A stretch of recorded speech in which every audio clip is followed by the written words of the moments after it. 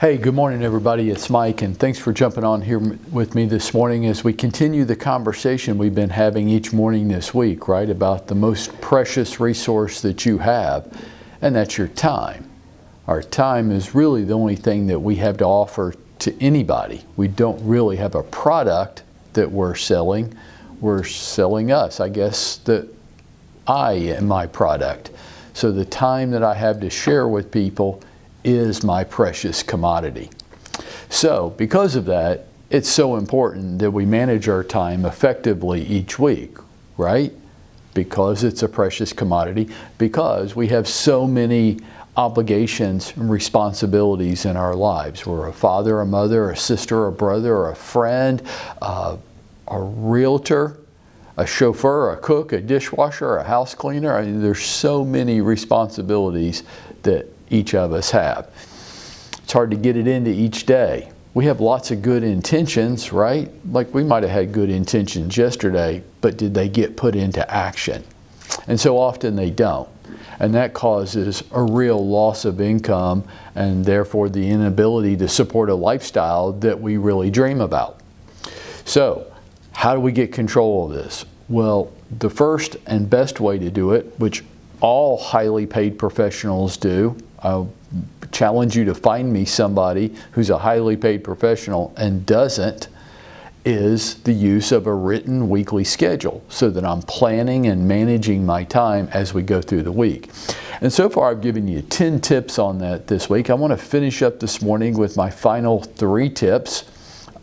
They're critically important. I hope that you're hearing me. I hope that you'll take some action in these areas. Starting with number 11, create defined appointment times in your schedule this week. When are you going to be available to meet with people? Whether that's showing homes, or maybe it's a listing appointment, or maybe it's a closing. When are you going to be available?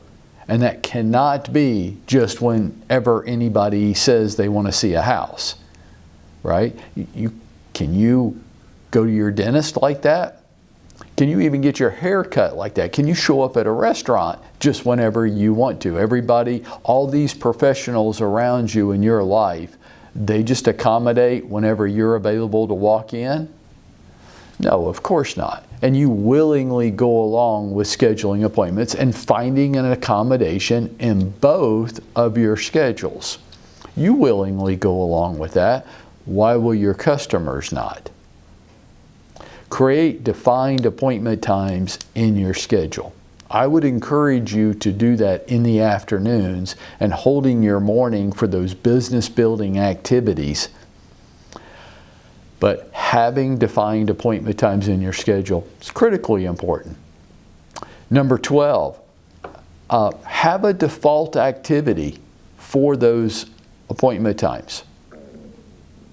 Have a default activity. What do I mean? Well, look, I've got scheduled appointment times in my schedule for this week, right? I might not have somebody booked into that appointment yet, and maybe I don't. Maybe that appointment goes unfulfilled.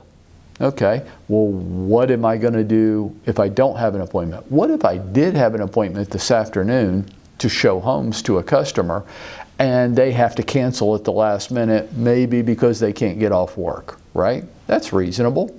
Okay, a default activity is what I use to go to whenever one of my appointment times goes unfulfilled. For me, this doesn't have to be for you. You can make it be whatever works best for you. But for me, that's my follow-up campaigns. So I will go to my follow-up campaigns whenever I have an open appointment slot, right? And because that's usually enough of them during the week, I find that I'm able to fulfill my follow-up campaign responsibilities. Most weeks, every once in a while, everybody honors their appointment as was scheduled. And you go, that almost never happens. But then my follow-up suffered a little bit this week, and I know I need to make it up somewhere. I need to find another time slot to try to double down on that. Have a default activity so when you don't have an appointment for whatever reason, you just immediately go to that default activity. And my 13th tip for this week is probably the thing I see the most lacking and probably the most important. That's why I've saved it to the last one. It's one of the things that I observe in this business almost every day. We have so many responsibilities in our lives. Again, a father, a mother, a sister, a brother, a friend, a cook, a dishwasher, a chauffeur. My 13th tip is this. In order for you to have any level of success in this business, your real estate business is going to have a priority in your life. If you make it come last to everything, every day, then you cannot have income expectations. That's crazy.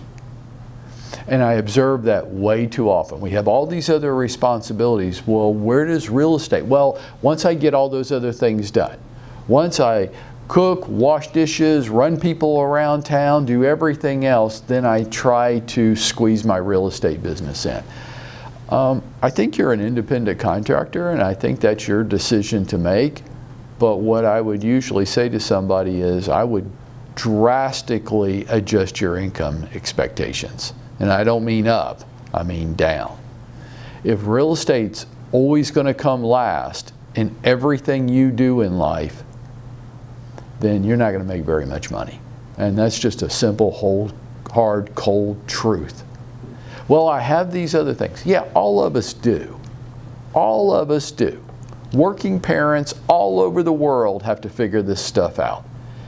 Everybody has multiple responsibilities.